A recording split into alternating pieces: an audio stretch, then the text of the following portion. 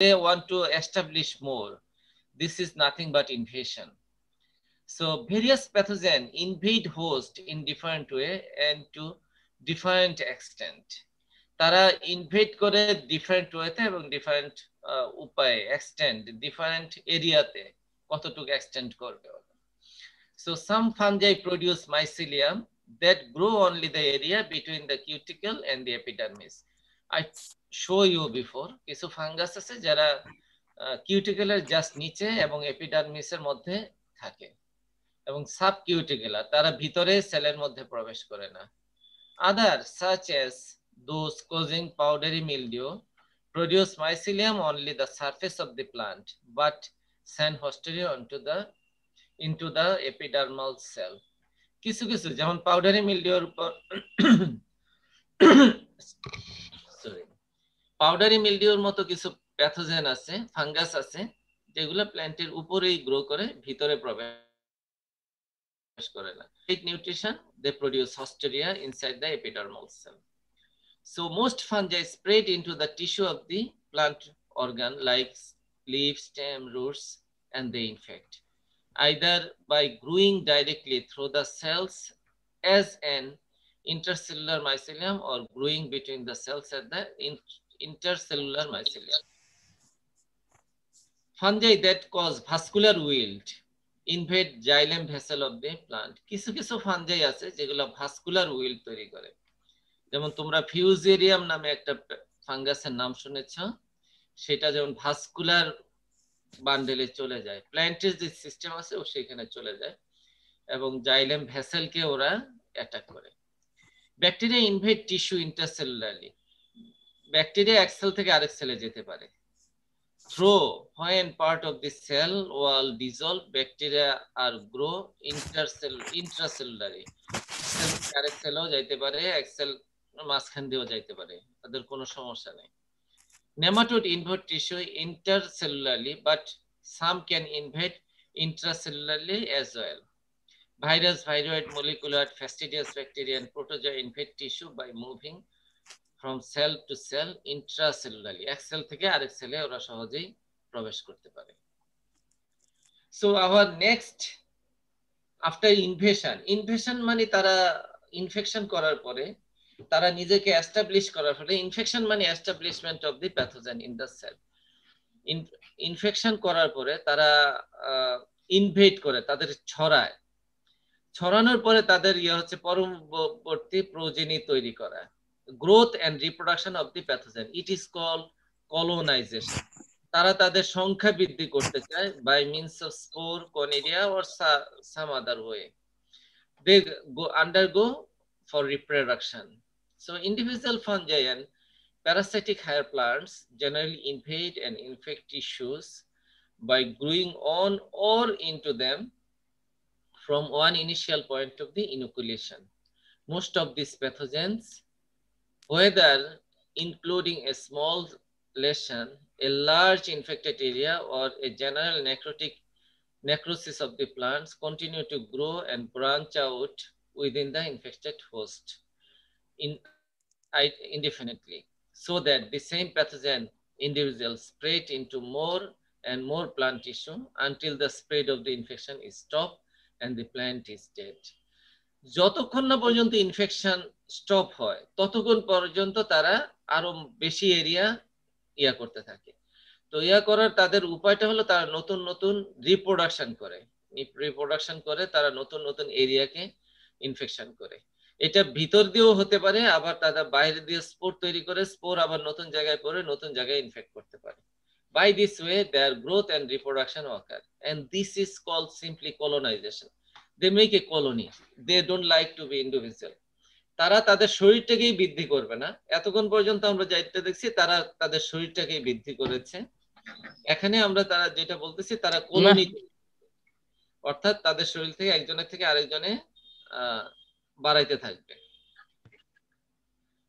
So finally dissemination of the pathogen, তারা ছড়াই পড়বে, তারা শুধু একই জায়গায় থাকবে না, একই জায়গা থেকেই তারা কলোনি করার পরে তারা একই জায়গায় থাকবে না। তারা কেউ যদি ঢাকাতে থাকে তারা চিন্তা করবে ময়মনসিংহ আসবে, কুমিল্লা যাবে, দিনাজপুর যাবে, লাইক দিস, যশোর যাবে, এইভাবে তারা বিভিন্ন জায়গায় তাদের কলোনি এস্টাবলিশ করবে। And this is nothing but dissemination. যদি একই জায়গায় ছড়ায় সেটা হবে কলোনাইজেশন, অর্থাৎ তারা একই, ধরো একটা লিফের মধ্যে এক জায়গায় ইনফেকশন হলো, তো ওইখানে স্পোর তৈরি হয়ে তারা লিফের অন্যান্য জায়গাগুলোতেও ইনফেকশন করতেছে। So this is called colonization. বা একটা প্ল্যান্টের বিভিন্ন জায়গায় ইয়ে করতেছে, কিন্তু ডিসেমিনেশন হলো এক জায়গা থেকে আরেক জায়গায় চলে যাওয়া। So dissemination is of two types. Number one, active dissemination through own power, নিজের শক্তিতে disseminate করা। A few pathogens, nematodes, oomycetes, zoosporic fungi, bacteria can move short distance on their own power,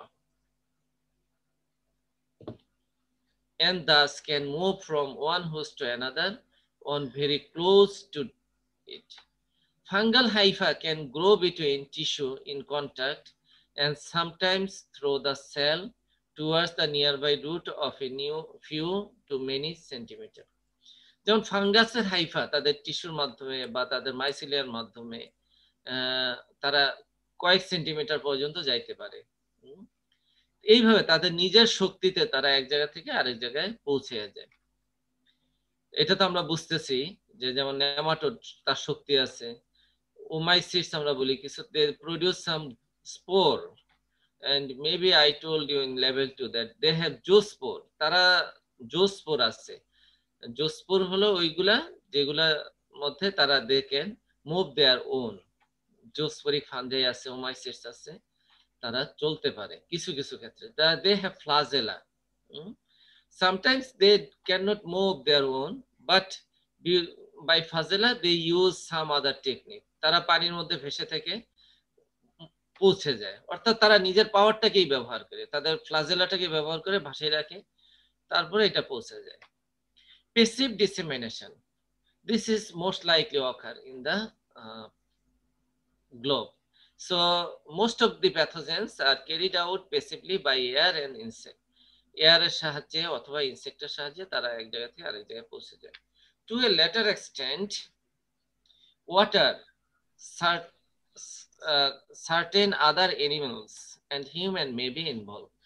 কিছু কিছু ক্ষেত্রে অ্যানিমাল এবং human এগুলাতে involve থাকতে পারে। Dissemination by pollen, seed transplant, and nursery stock. By this way also they can disseminate. So we know how pathogen disseminate from one place to another.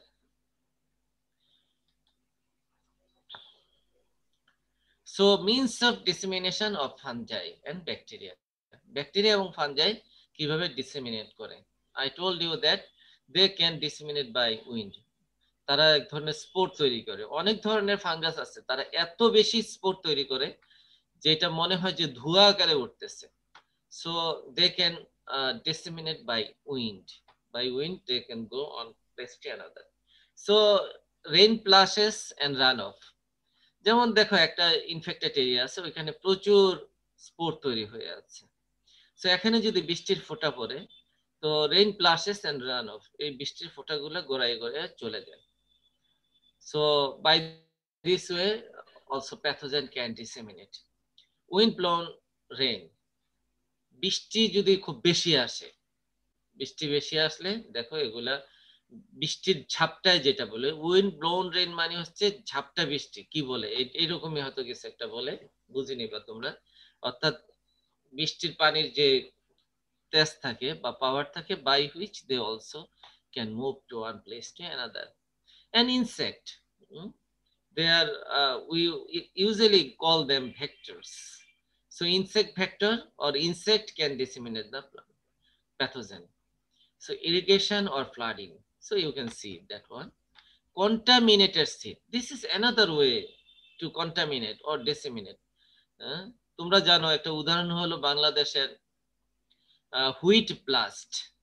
এটা বিজ্ঞানীরা ধারণা করতেছেন এবং বিজ্ঞানীরা বলছেন যে হুইট ব্লাস্টের আদি নিবাস হলো ব্রাজিলে।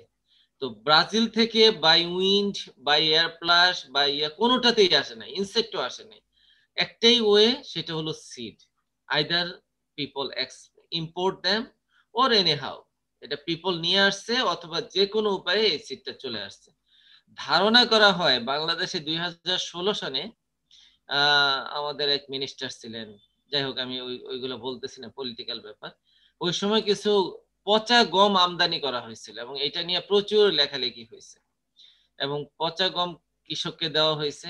কৃষক হয়তো কিছু খাওয়ার চেষ্টা করছে, কিছু লাগাইছে, ওইভাবে এই প্যাথোজেনটা চলে আসছে। কারণ এই প্যাথোজেনটার আদি নিবাস হলো হুইট ব্লাস্টের যে প্যাথোজেন ম্যাগনাপোর্থিয়া অরাইজি, এটার আদি নিবাস হলো ব্রাজিলে। সো ব্রাজিল থেকে এটা চলে আসছে। ইনফেক্টেড ট্রান্সপ্ল্যান্ট, যদি একটা ধরো একটা প্ল্যান্ট ইনফেক্টেড আছে, চারা ইনফেক্টেড, যেমন ভাইরাস ইনফেক্টেড একটা চারা হইলো, তুমি যদি ফিল্ডে ট্রান্সফার করো, it will transport the disease also. Animal, specially rat, তোমরা দেখবা যে কৃষকের জমিতে র্যাট থাকে, ইঁদুর থাকে, তারা কিন্তু ইয়া করে। এছাড়া অন্য এনিম্যাল হতে পারে, যে কোনো অ্যানিমাল হতে পারে। একটা গাছের প্ল্যান্টের কাছ থেকে, ইনফেক্টেড প্ল্যান্টের কাছ থেকে গেল, যাওয়ার পরে এটা গিয়ে আবার একটা ভার্জিন প্লান্টে গিয়া এটা ঘষা খাইলো বা গায়ে লাগলো। So it will transfer or disseminate the fungus or bacteria. Human work, মানুষ কাজ করে, মানুষের বুটের সাহায্যে হইতে পারে। এটা তো আসলে বিদেশি একটা পিকচার, আসলে বাংলাদেশে মানুষের শরীরটাই দেখানো দরকার ছিল, অথবা পা দেখাইলেই হইতো, যে মানুষ তো খালি পায়ে কাজ করে, বা বডির যে কাপড় লাগে, হাত লাগে, কাঁচি লাগে, খুন্তি লাগে, এগুলোর মাধ্যমে দেখেন। ট্রাক্টরস এন্ড প্লাউস, একটা জমিতে চাষাবাদ করার সময় এক জায়গা থেকে আরেক জায়গায়, একটা জমিতে যদি প্রচুর ফাঙ্গাস বা ব্যাকটেরিয়া থাকে, সো এটাতে চাষ করলো, করে পাশের জমিতে গেল, so he can also transmit or disseminate the fungus or bacteria. Pruning share, কিছু কিছু ক্ষেত্রে শ্রাপসের ক্ষেত্রে আমরা যখন প্রুনিং করি, ইনফেক্টেড প্ল্যান্টে করে যদি আমরা ভালো প্ল্যান্টে করি, তাহলে এটা হয়ে যাবে। ছুরির ক্ষেত্রেও একই অবস্থা। So you understand the means of dissemination of fungi and bacteria. So this is the last event. Chain of event-এর শেষ ইভেন্ট হলো over wintering or over summering of pathogen. So sometimes we can tell them over seasoning, over wintering or over summering of the pathogen. This is a popular term. Over winter, winter কিভাবে pass করবে, winter কিভাবে pass করবে, আসলে এই টার্মটা আসছে Europe America থেকে। Over wintering, ওই দেশগুলোতে উইন্টারে কোনো ফসল হয় না, কারণ এত ঠান্ডা পড়ে যে উইন্টারে কোনো ফসল হয় না, উইন্টারে ফসলও হয় না, এবং এই জমিগুলা তুষারে ঢাকা থাকে। ওরা সাধারণত একটা বা দুইটা ফসল করে, কিন্তু সামারে। সো ইন দ্যাট কেস, ওভারে যেহেতু ফসল হয় না, ওভার উইন্টারের সময়, সো উইন্টার তারা কিভাবে পাস করবে, প্যাথোজেন পাস করবে কিভাবে, প্যাথোজেনের তো খাবার দরকার উইন্টারে। So they also some mechanism, তারাও তো বেঁচে থাকতে হবে। So this is called overwintering. বাংলাদেশের ক্ষেত্রে এটা বলতে পারো ওভার উইন্টারিং, ওভার সামারিং। সামারটা কিভাবে পাস করবে, সামারে যদি কোনো ফসল না হয়, অর্থাৎ অফ সিজনে যেগুলা রবি ফসল হয়, রবি ফসল হয়, রবি ফসলের যে প্যাথোজেন গুলা আছে, খরিফে তো এগুলা তার ইয়া পাবে না। যেমন মাঠ ফসলে তারা শুধু রাইস পাচ্ছে, কিন্তু তারা তো তাদের সবজি পাচ্ছে না, বা রবি ফসলগুলা রেইনি সিজনে পাচ্ছে না। So how they pass their body, so this event is called overwintering or over summering based on the area or location অনুযায়ী অথবা এরিয়া অনুযায়ী এটা ওভার উইন্টারিং বা ওভার সামারিং আমরা বলে থাকি। Pathogen that infect perennial plants can survive in winter and summer or both. যেগুলো perineal plant থাকে সেগুলোর ক্ষেত্রে তো কোনো সমস্যাই নাই, এটা বহু বর্ষজীবী উদ্ভিদ, অতএব এটার মধ্যে প্যাথোজেন সহজে বাস করতে পারে, সেটার মধ্যে প্যাথোজেন বাস করতে পারে। Annual plant die at the end of the growing season. যেগুলা এক বর্ষজীবী উদ্ভিদ, তারা মরে যায় গ্রোয়িং সিজনের শেষে। So as do the leaves and fruits of the deciduous perennial plant and even the stem of some perennial plants. So এগুলা তাদের লিভস এবং ফ্রুটকে ডেসিডুয়াল পেরিনিয়াল প্লান্ট এবং stem of the perennial plant এগুলা ফেলে দেয়, ফলে এগুলার মধ্যে অনেক সময় এরা বেঁচে থাকে। ফ্রুটস এবং লিভস মাটিতে পড়ে থেকে ওইগুলার মধ্যেই অর্গানিক ম্যাটার হয়ে এগুলা ওইগুলা খেয়ে থাকে, খেয়ে বেঁচে থাকে। On perennial plant, fungi overwinter as mycelium as disease tissue. Perennial প্ল্যান্টের ক্ষেত্রে ফাঞ্জাই মাইসিলিয়াম হিসেবেই বেঁচে থাকতে পারে, যেমন ক্যাঙ্কার as a spore or near the infected surface of the plant or on the bud scale. Fungi affecting leaves or fruit of deciduous trees. যেই পাতা পড়ে যায় এমন ডেসিডুয়াস বলি আমরা, এই ধরনের প্ল্যান্টের ক্ষেত্রে ফাঞ্জাই পাতা এবং ফলকে অ্যাটাক করে। Usually overwinter as the mycelium of the spore on fallen and infected leaves or fruit on the bud scale. এরা সাধারণত পাতা পড়ে গেল যে পড়ে যাওয়া পাতার মধ্যে থেকে যায় স্পোর গুলা, অথবা ইনফেক্টেড লিভসে থাকে, বা কোনো যদি বার্ড স্কেল এমন যদি হয় কচি বার্ডের মধ্যে ওরা ইনফেক্ট করে ওইভাবেই রয়ে যায়। Fungi affecting the annual plants usually survive the winter or summer as mycelium in the infected plant debris, as spore, resting spore. আমি তোমাদের লেভেল 2 পড়ানোর সময় বলছি রেস্টিং স্পোর, তারা রেস্ট নেয় একটা লম্বা সময়, এই ধরনের স্পোর। সব স্পোর কিন্তু বেঁচে থাকে না, যেমন কিছু কিছু স্পোর আছে, chlamydospore, I told you, pycnidia, acervulus, and some sexual spore like Clastothecium. This type of spore, spore, this type of spore can survive. So these are called resting spore. And the sclerotia. স্ক্লেরোসিয়া কিন্তু spore না, এটা হলো একটা hard মাস, মাইসিলিয়া গুলো একত্রিত হয়ে একটা শক্ত মাস তৈরি করে, যেটাকে আমরা স্ক্লেরোসিয়া বলি। আমি এগুলো পড়াইছি তোমাদের লেভেল 2 তে, in infected plant debris or in the soil, and as mycelium, spore or sclerotia in or on the seed.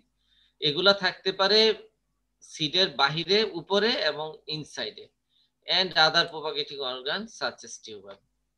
Some plant pathogenic oomycetes, pythium, fungi and soil inhabitants অথবা সয়েলে বাস করে এমন ফাঙ্গাস যেগুলো আছে, they are able to survive indefinitely as saprophyte. আমরা তোমাদের বলছি কিছু স্যাপ্রোফাইট আছে, তারা প্ল্যান্টেও বাস করতে পারে, মাটিতেও বাস করতে পারে, তারা ফ্যাকাল্টেটিভ প্যারাসাইট আছে কিছু, so they can live on dead organic matter as well. So যখন খাবার পায় না তারা ওইখানে তারা বেঁচে থাকে। So by this way they can overwinter or over summering the pathogen. So you can see that here. So in case of bacteria, bacterial cell, spore, fungal spore, and fruiting bodies, you can say this is Acervulus, this is Pycnidium, plant debris, mycelium, and these are sclerotia on perennial plant, and on the seed also they can on tuber. তোমরা যদি দেখো তাহলে দেখে একটু পড়ো তাহলে বুঝতে পারো। on the insect, even ইনসেক্টের গায়ে লম্বা সময় লেগে থাকতে পারে। by this way they can overwinter themselves. তোমাদের কি আমি বুঝাইতে পারছি? একটু রেসপন্স করো। সংজ্ঞাটা আরেকবার একটু বলবেন? কিসের সংজ্ঞা বলবো ভাই? স্যার ওভারউইন্টারিং আর ওভার সামারিং এর। ওভারউইন্টারিং অর্থাৎ তাদের যে আনফেভারেবল কন্ডিশন আছে ওই কন্ডিশন গুলাতে তারা যখন বাস করতে পারে না বা খাবার পায় না, ওই সময়টা তারা যেভাবে পাস করে সেটাকে ওভারউইন্টারিং বা সামারিং বলে। যেমন আমি বলছি যে শীত প্রধান দেশগুলাতে, টেম্পারেট কান্ট্রি গুলাতে সাধারণত শীতের সময় কোনো ফসল হয় না, তো ওই সময় ওরা কিভাবে বেঁচে থাকবে? এই ধরনের বেঁচে থাকাকে যেই উপায়ে তারা বিভিন্ন ভাবে বেঁচে থাকে, এখানে ছবিতে দেখতেছো বিভিন্ন ভাবে ওরা বেঁচে থাকে, তো ওই বেঁচে থাকাকে, এই আনফেভারেবল কন্ডিশনে বেঁচে থাকাকে বলা হয় ওভার উইন্টারিং। আর বাংলাদেশের মতো জায়গায় দেখো বর্ষা হয়, তুমি রবি ফসল করো ইয়াতে উইন্টারে, তো রবি ফসলের প্যাথোজেন কিন্তু খরিফে হয় না, না হতে পারে, মানে ডিজিজ না করতে পারে। রবির ফসল যেমন অ্যানথ্রাকনোজ রাইসে হয় না, তো অ্যানথ্রাকনোজ যদি রাইসে না হয় তাহলে তো তার বেঁচে থাকতে হবে। আর যদি পানি আসে তাহলে তো সে বেঁচে থাকবে না, তাহলে তার বেঁচে থাকার উপায় কি? তো তারা এমন অনেক কিছু তৈরি করে রাখে, তারা পিকনিডিয়া তৈরি করে বা কোনোভাবে বেঁচে থাকে, পানির মধ্যেও বেঁচে থাকতে পারে। বেঁচে থেকে তারা পরবর্তী সিজনে আবার যখন হয়, শীত আসে, তখন তারা গ্রো করে বাংলাদেশের ক্ষেত্রে। সো এটাকে বলা হয় ওভার সামারিং। এই হলো ওভার উইন্টারিং, ওভার সামারিং। তোমাদের আর কোনো প্রশ্ন আছে কিনা? না থাকলে আমি পরের টপিকসে যাব। স্যার, ওই আজকের ক্লাসের ইনভেশন আর গত ক্লাসে যে পেনিট্রেশন পড়েছিলাম, দুটার পার্থক্য ধরতে পারছি না। কোনো তোমাদের কেউ কি আছো এটার পার্থক্য বলতে পারবে?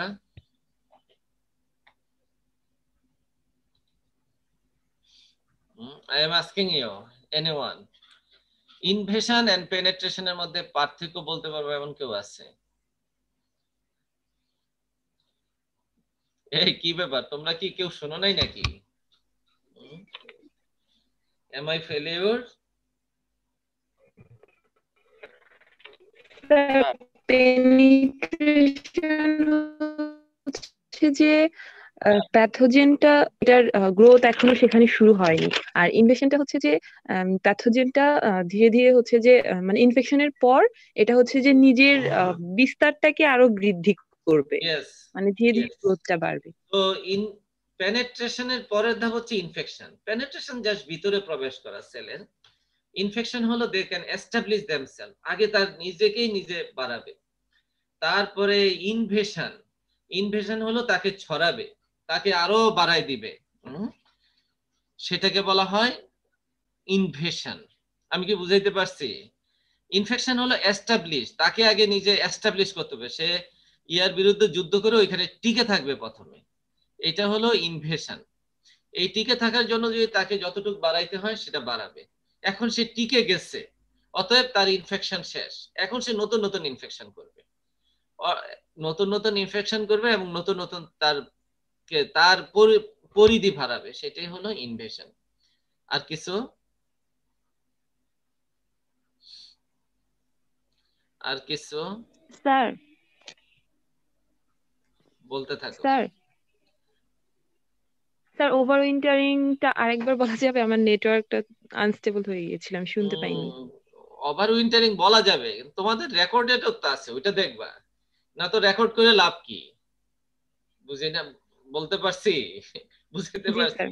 যেহেতু রেকর্ড হচ্ছে, তোমরা রেকর্ড করে কি লাভ হইলো? তোমরা একবার পড়লে তো, মানে একটু রেকর্ডটা শুনলে তোমাদের জন্যই লাভ। হ্যাঁ, যদিও আমার ভয়েস এত সুন্দর না, কিন্তু তোমরা রেকর্ডটা শুনলে তোমাদেরই লাভ, আর তোমাদের মাঝেই আমি দিয়ে দিছি। অতএব এটা আমার জন্য না, ইভেন কেউ ইউটিউবে লোড করে দিয়ে দিতে পারো, যাতে করে সবাই ওইখান থেকেও ডাউনলোড করতে পারে, হটেবার বা দেখতে পারে যখন খুশি। হুম। আচ্ছা, এনিওয়ে আমি বলতেছি, ওভার উইন্টারিং হলো উইন্টার সিজনকে পাস করা। অর্থাৎ উইন্টার সিজনটা সে কিভাবে পাস করবে। উইন্টার সিজন তার আসল গ্রোথ সিজন না। যেমন অনেক প্যাথোজেন আছে যেটা শীতে হয়, অতএব সে সামারে গ্রো করতে পারে না। যেমন বাংলাদেশে রাইস ফিল্ডের কথা বলি, আমাদের দেশের মানুষ প্রচুর ফসল ফলায় উইন্টারে রাইস ফিল্ডে। যেমন অ্যানথ্রাকনোজের কথা আমি বলেছি, অ্যানথ্রাকনোজ কিন্তু রাইসে হয় না। তাহলে পানি আসবে, রাইস ক্রপ করবে, তাহলে লম্বা সময় অ্যানথ্রাকনোজটা কিভাবে বেঁচে থাকবে? সো এটা হচ্ছে রাইসটা যেহেতু সামারে করে, অতএব সামারটা যেভাবে সে পাস করবে সেটাকে বলে ওভার সামারিং। আর শীত প্রধান দেশে সাধারণত উইন্টারটা তারা পাস করা কঠিন হয়ে যায়, অতএব উইন্টারটা যেভাবে পাস করার যে মেকানিজম তাকে বলা হয় over wintering. Is it clear to everybody?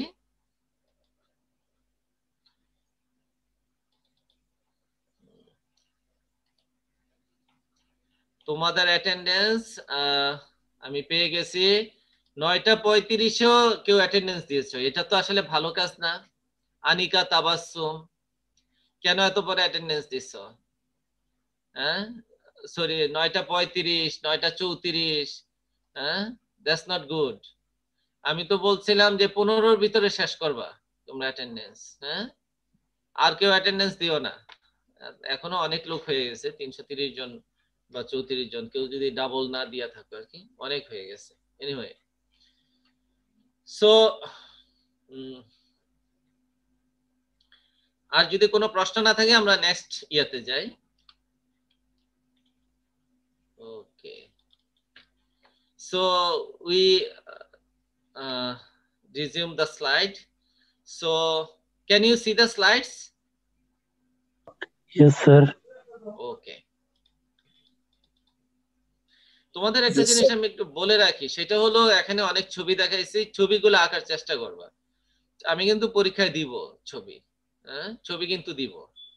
এই যে ডিজিজ সাইকেলটা আঁকার, disease cycle is nothing but chain of event. আমি বলছি চেইন অফ ইভেন্ট এবং ডিজিজ সাইকেল একই জিনিস, অতএব তোমরা এটা চেষ্টা করবা এই চেইন অফ ইভেন্টটা দেখতে। এখানে প্রচুর ছবি আছে, তারপরে এই ছবিগুলো একটু আঁকতে, সহজ ছবি, সুন্দর ছবি। আমি কিন্তু পরীক্ষায় দিব, আমি বলে দিচ্ছি, হ্যাঁ পরীক্ষায় দিব, এবং খুব ইজি জিনিস। এবং এটা যদি না বুঝো, আমি কিন্তু খুব ধীরে ধীরে যাচ্ছি এই জন্য যাতে তোমরা বুঝো ইনফেকশনটা কিভাবে এস্টাবলিশ হয়। তারপরে এগুলো তো খুব ইজি জিনিস, এগুলো আঁকবা, হ্যাঁ। তারপরে form and location of survival of fungi and bacteria. আমি কিন্তু বারবার বলতেছি আমি তোমাদের ছবি দিব। Now our second part, pathogenesis, role of toxin, enzyme, toxin, growth regulator, and polysaccharides. There are several chemical weapons secreted by pathogens that are utilized as they carry out their activities. These weapons include enzyme, toxins, growth regulators, and polysaccharides. আমি এগুলো তোমাদের আগেও আলোচনা করছি, এখন আমি এগুলো বিস্তারিত আলোচনা করব। এগুলো খুব ইম্পর্টেন্ট, এবং এগুলাই তুমি মানে জীবনে যতগুলা দেখবা যে ডিজিজ কিভাবে হয়, সবই এগুলার কারণে হয়। প্যাথোজেন এসে খেয়ে গেল, এতে কিন্তু ডিজিজ হয় না। They secrete enzyme, this is the weapon of pathogen. প্ল্যান্টের যেমন উইপন আছে, তারা বেঁচে থাকতে চায়, তেমনি প্যাথোজেনের উইপন আছে। They produce enzyme, they produce toxin, growth regulator, polysaccharide, and they wrecking the immune system of the plant or human beings. যেমন রিসেন্টলি কোভিড-19 যে আসছে, সেটাও কিন্তু কিছু না কিছু ইয়া করে মানুষের ইমিউন সিস্টেমটাকে ধ্বংস করে দেয়। সো এনজাইম,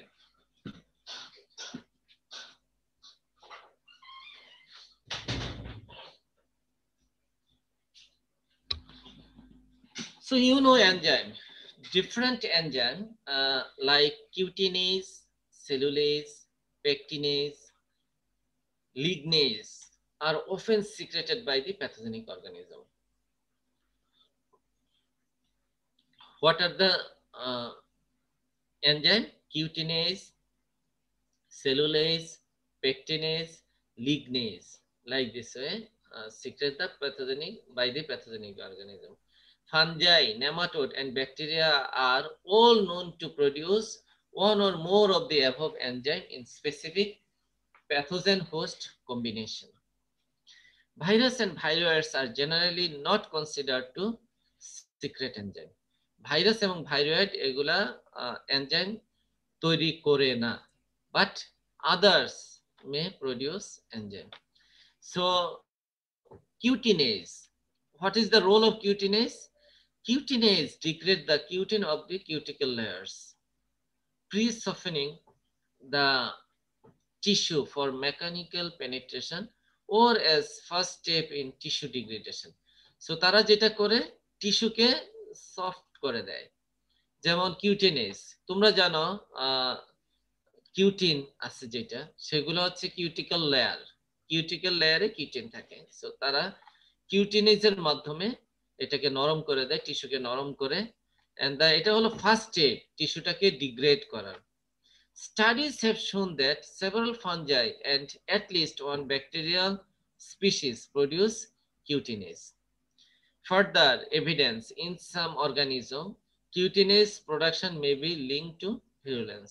আমি যদি তোমাদের এগুলা যদি পরীক্ষায় দেই এনজাইম, তুমি যদি শুধু কিউটিনেজ মনে রাখো তাহলেই তোমার লিখতে পারার কথা, হ্যাঁ, যে কিউটিনকে ডিগ্রেড করে। কিউটিন কোথায় থাকে? সেল ওয়ালে থাকে, অতএব এটা ফার্স্ট স্টেপ। এগুলো লেখা তো আসলে খুব কঠিন কাজ না। নাও pectinase. পেকটিন থেকে বা পেকটিক লেয়ার থেকে পেকটিনেজ আসছে। সো তারা কাজ করে কোথায়? পেকটিক লেয়ারে। So pectinase or pectolytic enzyme. So pectic substance comprise the middle lamella and also form a amorphous gel between the cellulose microfibrils in the primary cell wall. So pectin degrading substance often termed pectinase. So pectin কে যে degrade করে, নষ্ট করে দেয়, সেটা হলো পেকটিনেজ বলি আমরা, অথবা পেকটোলাইটিক এনজাইম বলি, including pectin methylase esterase, one kind of specific enzyme name, polygalactoronase and pectin lyase or transaminases. এই ধরনের হচ্ছে কিছু কিছু এনজাইমের নাম আছে স্পেসিফিক, তারা পেকটিনে ডিগ্রেড করে, পেকটিন ডিগ্রেড করে এবং এগুলোকে পেকটিনেজ বলে। So pectin degrading enzyme are involved in a wide range of plant disease, particularly in the soft rot disease. Soft roটের ক্ষেত্রে ব্যাকটেরিয়াল সফট রট, আরোইনিয়া ক্যারাটোফোরা, বা তোমরা যে আলুর যে নরম পচা হয়, আলু পচে যায়, সেগুলার ক্ষেত্রে আরোইনিয়া ক্যারাটোফোরা তারা আলুর যে পেকটিক লেয়ার আছে, পেকটিনকে এরা ধ্বংস করে দেয় এবং এরা ভিতরে যায়। Leaf drop of lettuce or water soft rot of crucifer, এগুলা ধ্বংস করে দেয়। Damping of in various seedlings due to Rhizoctonia solani. Cellulase. So you can understand cellulase attack on cellulose. So cellulose is the major framework molecule of the plant cell wall. Cellulose have shown to produce many pathogenic, cellulases have been shown to produce by many pathogenic fungi, bacteria, nematode. তারা এই cellulase তৈরি করে। সেলুলেজের কাজ হলো সেলুলেজকে নষ্ট করা, degrade করা। So cellulitic enzyme may play a role in the softening and disintegrating of cell walls. Hemicellulose, hemicellulose এবং সেলুলোজের মধ্যে খুব যে বেশি পার্থক্য আছে এটা না, আগে এটা পার্থক্য করতো না, রিসেন্টলি করে। হেমিসেলুলোজ আর complex polysaccharide polymers that leak in the end of the pectic compound to cellulose microfibrils. The mechanism by which they participate in the cell wall breakdown is not clear, nor is it known how they contribute to pathogenesis. Even হেমিসেলুলোজটা কিভাবে প্যাথোজেনেসিসে contribute করে, এগুলোর অনেক research দরকার। এখন তোমরা বড় হও, বিদেশে যাও, গিয়ে গিয়ে রিসার্চ করবা। Ligninase. Lignin. So here lignin is the ultimate products or the site of infection. Lignin is a polypropanoid which is found in the middle lamella and secondary cell wall of the plants. More than anything else, lignin confer the tough, woody nature of woody tissue. Lignin যেহেতু tough থাকে, শক্ত থাকে, মানে যে টিস্যুগুলো woody নেচারে হয় সেগুলোতে attack করে। Most lignin degradation is by basidiomycetes known as white or rot fungi. These fungi produce ligninase that enable to fungi to utilize lignin. এই ব্যাপারে তোমাদের আর কোনো প্রশ্ন আছে কিনা? আমরা বললাম যে এনজাইম কিভাবে কাজ করে। এনজাইম আসলে অনেক ধরনের, এরা বিভিন্ন কিউটেনেজ, পেকটিনেজ, তারপরে সেলুলেজ, হেমিসেলুলেজ, লিগনিনেজ, এরা কাজ করে এবং এদের সাইট অফ ইনফেকশন যে যেটার উপর কাজ করে, এগুলো হচ্ছে প্যাথোজেনের উইপন। প্যাথোজেন এগুলা ব্যবহার করে। This are not plant weapon. Pathogen এগুলা ব্যবহার করে প্ল্যান্টের মধ্যে প্রবেশে তাকে উপযোগী করে।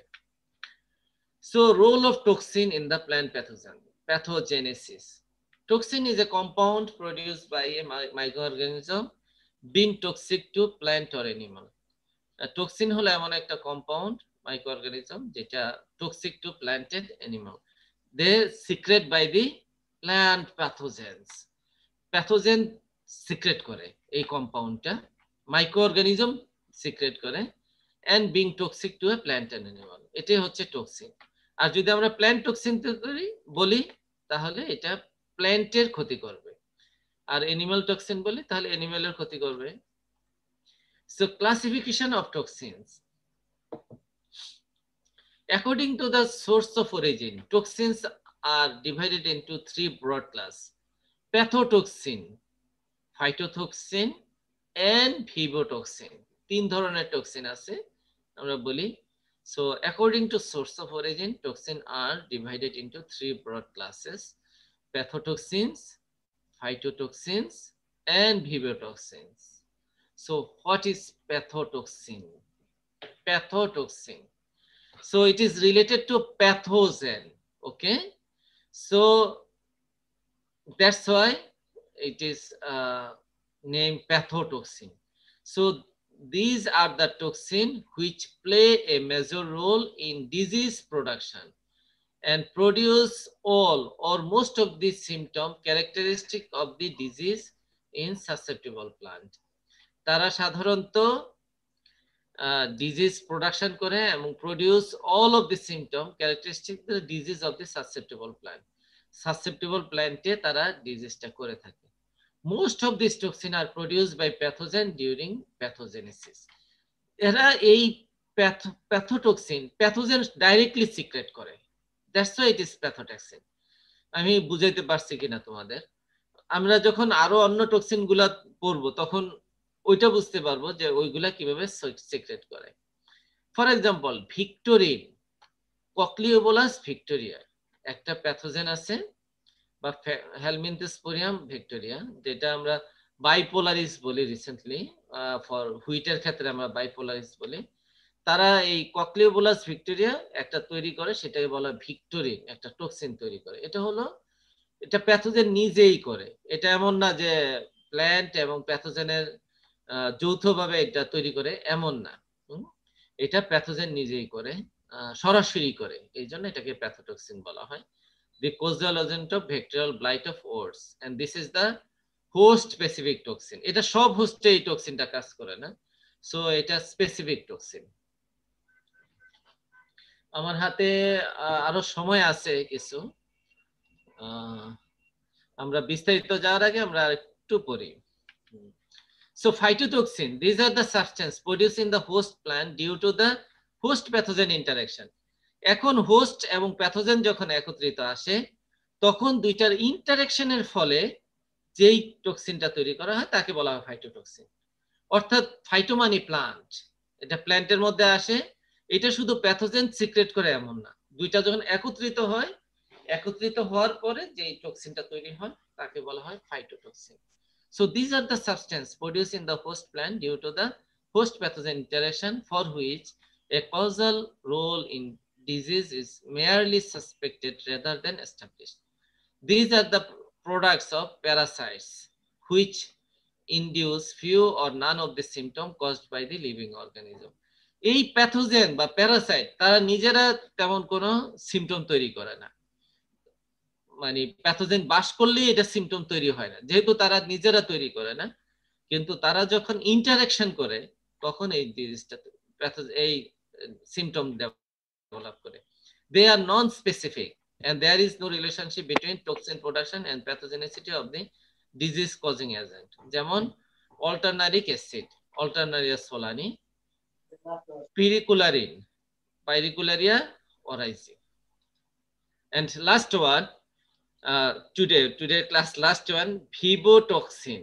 These are the substance produced in the infected host by the pathogen and or its host which function in the production of the disease but is not itself in the initial inciting agent of the disease. So what I am said here, so these are the substance within the infected host. Infected হোস্টের মধ্যে তৈরি হয় by the pathogen or in the host. এটা হোস্টের থেকেও তৈরি হতে পারে, প্যাথোজেনের তৈরি করতে পারে, which function in the production of disease. এবং এই কথা বলতেছে কেন, which function in the production of disease but not itself the initial the agent inciting agent of the disease. কিন্তু এটার যেটার ক্ষেত্রে হয় এটা অনেকটাই ফাইটোটক্সিনের মতো, বাট এই ইয়াটায় মানে টক্সিনটা নিজে ডিজিজ ইনিশিয়েট করে না, অর্থাৎ তাদের সবার সম্মিলিত ইয়ার ক্ষেত্রে এটা ডিজিজটা হয়। যেমন fusaric acid wilt causing fusarium species like this. So এখানে শুধু ফিউজেরিক অ্যাসিডই কিন্তু ডিজিজটা করে ফেলে না, ইম্পর্টেন্ট ব্যাপার, এখানে হোস্ট এবং প্যাথোজেন সবার সম্মিলিত ফলেই ডিজিজটা হয়। So this our today class. Now I have 3 more minutes in the class, 2-3 minutes. If you have any question, tell me. Sir sir role of ফাইটোটক্সিনটা টক্সিনের আরেকবার ওই স্লাইডটা একটু দেখাবেন? বুঝি নাই, স্যার আবার রোল অফ টক্সিনের যে স্লাইডটা দেখাইছি। রোল অফ টক্সিন তো আমি শুধু এটা টক্সিন কাকে বলে সেটা বলছি। হ্যাঁ, এটা মাইক্রো অর্গানিজমটা তৈরি হয় এবং তারা টক্সিন তৈরি করে, এবং রোল অফ টক্সিনে অনেক কিছু বাকি আছে, আমরা ওটা পড়বো পরবর্তী ক্লাসে। আমরা বলছি প্যাথোটক্সিন। প্যাথোটক্সিন মিন্স এটা শুধু প্যাথোজেন তৈরি করে, প্ল্যান্টের সাথে এটা হইলো, এটা প্যাথোজেন তৈরি করবে, প্যাথোজেন এই টক্সিনটা তৈরি করবে, ফলে ডিজিজ হবে। প্ল্যান্টের সাথে এটা সম্পর্ক নাই। হ্যাঁ, প্ল্যান্টে ডিজিজ করবে, প্ল্যান্টে অ্যাটাক করবে, কিন্তু টক্সিনটা তৈরি করবে প্যাথোজেন। ফাইটোটক্সিন এটা শুধু প্যাথোজেন একা তৈরি করবে না, প্ল্যান্ট প্যাথোজেন ইন্টারঅ্যাকশনের ফলে এটা তৈরি হবে। এবং ভিভিওটক্সিন এবং এই ফাইটোটক্সিনটা ডিজিজ তৈরি করবে। আর ভিভিওটক্সিন এটা প্ল্যান্ট প্যাথোজেনের ইন্টারঅ্যাকশনের ফলে তৈরি হয়, কিন্তু এই টক্সিনটা নিজের ডিজিজ প্লে করে না সরাসরি, এটা যেটা করে প্যাথোজেন, হোস্ট, টক্সিন তিনটা একসাথে মিলেই ডিজিজটা করে, সেটাকে বলা হয় ভিভিওটক্সিন। হ্যাঁ বলো স্যার, তাহলে ওই ফাইটোটক্সিনের 3 নম্বর পয়েন্টটা স্যার তাহলে বলতেছে যে no relationship between toxin production and pathogenicity. ফাইটোটক্সিনের 3 নম্বর পয়েন্টটা। ফাইটোটক্সিনের 3 নম্বর দেখতেছো কোথায়? আমি তো বুঝতেছি না। স্যার ফাইটোটক্সিন এটা প্যাথোটক্সিন। ফাইটোটক্সিন, হ্যাঁ, they are non specific, non relation না, নন স্পেসিফিক, তাদের মধ্যে কোনো স্পেসিফিক নাই যে এটা শুধু এই প্ল্যান্টেই করবে, স্পেসিফিসিটি নাই। হ্যাঁ, আমি কি বুঝাইতে পারছি? তাদের স্পেসিফিক না, যে কোনো প্ল্যান্টেই যদি হয় সেটা করতে পারে। অল্টারনেটিভ স্পেসিফিক বলতে এটা কিন্তু আসলে 3 নম্বরটা হচ্ছে একটা ফার্দার ইনফরমেশন। যেমন এখানে ইনফরমেশন যেগুলো আছে, 1 নম্বরটা হচ্ছে মেইন ইনফরমেশন, ঠিক আছে, 3 নম্বর হচ্ছে ফার্দার ইনফরমেশন। আমরা যদি পরবর্তী আসে আরো বিস্তারিত বলবো, আমাদের হাতে সময় নাই, অলরেডি 55 হয়ে গেছে। আমরা বলছি তারা নন স্পেসিফিক, এটা এমন না যে এই রোগটা শুধু ইয়াতেই হবে, ওটের মধ্যেই হবে, এমন না, এইরকম স্পেসিফিক না। and is no relationship between toxin production and the pathogenicity of disease causing agent. এইটা যদি তুমি করো, এই ডিজিজটা, এই টক্সিনটা যে আলাদা করো, করে যদি তুমি অন্য একটা প্ল্যান্টে দাও, সেটা তো ডিজিজ করবে। আমি কি বুঝাইতে পারছি? কে জানি প্রশ্ন জি করছিলেন? স্যার, বুঝতে পেরেছি। মানে ঠিক আছে, specific থ্যাংক ইউ। আজকে আমাদের ক্লাস মনে হয় এখানেই শেষ করতে হবে, যেহেতু আমাদের হয়ে গেছে সময়, টাইম ইজ